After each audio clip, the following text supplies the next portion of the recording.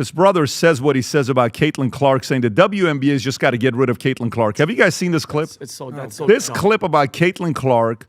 Tom, I think you commented on this. I don't know where it's at when you commented on it or not. If you can send it to the crew in the back. So he says, look, it's time. It's time for the WNBA. This is it right there. Yeah. The WNBA would be better without Caitlin Clark. Just listen to him. This is an NFL player, okay? W at this junction in time would be better without Caitlin Clark because she is a bigger distraction than she is an additive. Oh, God. Caitlin Clark has gotten the WNBA over the necessary threshold they needed. Now people are watching. Now we realize, there's talent in the W. Talent that's actually even greater than Caitlin Clark. And I'm not just talking about bigs like Asia. I'm talking about the Olivia Miles. I'm talking about the Paige Beckers. Hell, I'm talking about the Kelsey Mitchells. Caitlin Nobody's ever heard of these the necessary eyes there. But now that the eyes are there, we don't necessarily need her anymore. Caitlin did that's the most what only Caitlin outlook I've ever heard. Thank you for all your contributions. Need her Kick to rocks. do anymore. Thank you, Caitlin. We can take it from here. He's saying it again. Now you're saying that the WNBA needs to be cognizant of where they put Caitlin Clark on posters. The WNBA and the officials need to alter the rules for Caitlin Clark. The WNBA and opposing players need to treat Caitlin Clark more gently. Caitlin Clark's coach needs to be cognizant of how she talks to her in public. Okay, watch this. Do you see the foul that this other girl did on Caitlin Clark and is pushing the head down? Yeah, knee her in the crotch, too. And you're watching this, the Caitlin Clark foul, take the T out, foul. And you look at this, you're like, wait a minute.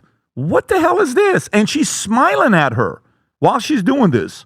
You know, with the what do you call it? With the hand on the face. Tom, first of all, before we find that clip, what do you think about what she's saying right here? What he's saying here about Caitlin Clark? Right there, watch this. This is it. Look at that. And there's even another clip of her looking at her and smiling.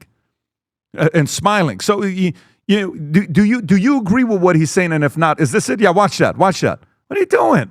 What's the purpose of that? Tom, go ahead. All right, guys, let's break this down. The discussion explodes with a bold claim that the WNBA no longer needs Caitlin Clark, instantly setting up a heated debate. As physical clips involving Clark are shown, the focus shifts from basketball to how stars are treated once they become bigger than the league itself. The controversy isn't just about one player, it's about influence, respect, and who really drives attention. I don't need to go down the path of just how much envy and jealousy there is in the W toward Caitlin Clark, number one. Number two, what this guy was talking about was so selfish and wrong-headed. Who was he, by the way? He was an NFL player. No. This is Emmanuel Ancho. He was drafted in He was drafted in the 6th round by Cleveland. He barely played. He was hurt, and he never. He was an NFL player. Barely. He didn't play a full season. He got traded 3 times. So he tried to make it going in on in this the guy, NFL. Right? No, he tried to make it in the NFL, and either his body or his talent didn't get him there, one or the other. But he never had an enduring position on one team for like a full season without getting hurt in anything, and he ultimately was out. He was one of many rookies that get to the NFL and don't quite are able to stay. Happens in basketball too. You could give me examples, Adam. And this guy is now a podcast and on media as a pundit. And what he was saying was that they don't need her anymore. Why? Because Caitlin Clark helped the WNBA get a huge new digital rights and TV deal. And and she helped the salaries go up. And people hate the fact that she did it.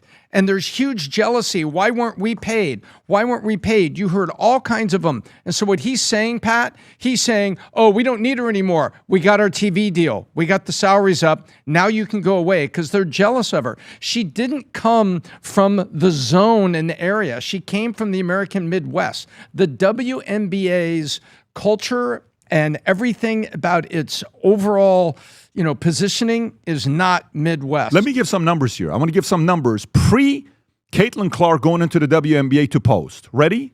Pre-2023. She went in 2023. Average viewership, Vinny, national TV audience per game, 462,000. After Clark, 1 year later, 2024, not today, today's even higher. 1 year later, 1.32 million, up 186%. Come on. Regular season attendance average per game, 6,615 fans. 1 year later, the entire WNBA goes up 48% to 9,807. Total attendance, 1.59. Total attendance, 2.35, 48% up. Sellouts went from 45 to 154, 242% growth. ESPN viewership, 440 to 1.2 million, 170 up. Merchandise sales, 600% up league-wide in 1 year. Caitlin Clark increased merch sales for everybody. League Pass subscription up 366%. Who did that? Caitlin Clark. And by the way, you know that girl you just showed, what's her name? Sophie Cunningham? I love her. She's a gangster. Look, you know what? The biggest highlight of the NBA this year is a woman pointing at another woman. That's the best play of the year. She's tough. She's like the Bill Laimbeer defending her teammates. Find the other one when she's doing like this. Sophie, if you're watching this, keep doing your thing. You got a big fan base. Three-pointer. I love what she does. So anyways, we'll see what happened here. Do you have any thoughts on that? The conversation quickly dismantles the original argument by pointing to numbers instead of opinions. Massive jumps in ratings, attendance, merchandise sales, and media deals are presented as evidence that Clark transformed the league's business. Whether people like her or not becomes secondary when the financial impact speaks louder than the criticism. You think it's just disrespectful? Like, at the end of the day, let's be real here. If Caitlin Clark was not in the NBA, we would not be talking about the NBA. It wouldn't be on our top 10 topics. It's still losing money, Adam, every year. Podcast. It's always going to lose money. It's never going to make money. Million. It's a zombie company. We're not even talking about that. We're going to talk about the fact that Caitlin Clark, at the very least, is the reason that we're actually even getting any shine to any of these players. I've never heard of Asia Wilson. I guess she's the best player in the NBA. We wouldn't be talking about her. By the way, if you just look at the stats, Caitlin Clark is a top 3 player in the NBA. She's top 3 in the league in points, assists, 3 points. She's going to be one of the top 3 MVP candidates. Listen, I'm no fan of the NBA. I will crap on the WNBA all day, every day I can. At the same time, I can acknowledge that Caitlin Clark is the reason that we're even talking about this disgusting, horrible, useless league. So 2 things can be true at once. The league is useless, but she's a great player. Check this out. This is the WNBA 30-year poster that they did to recognize WNBA's history. And you know who's missing on that poster? A white straight woman? Clark. Oh, sorry. Caitlin Clark is missing from that poster.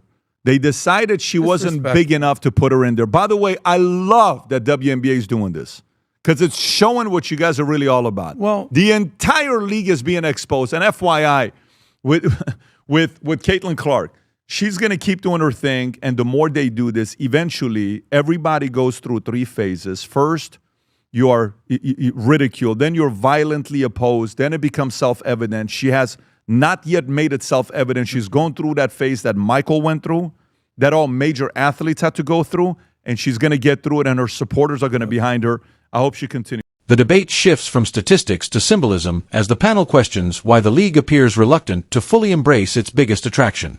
Leaving Clark off a major promotional poster becomes the latest example fueling claims of resentment. The takeaway is simple. Attempts to minimize a breakout star often end up making that star even bigger. The intense sports discussion wraps up with a complete pivot into a 4th of July promotion featuring merchandise discounts, exclusive giveaways, online courses, and even a chance for one supporter to join the podcast in person. It's a classic transition from controversy to community engagement, ending the episode with a strong marketing push and audience call to action. Make sure to like the video, subscribe to the channel, and we'll see you in the next one.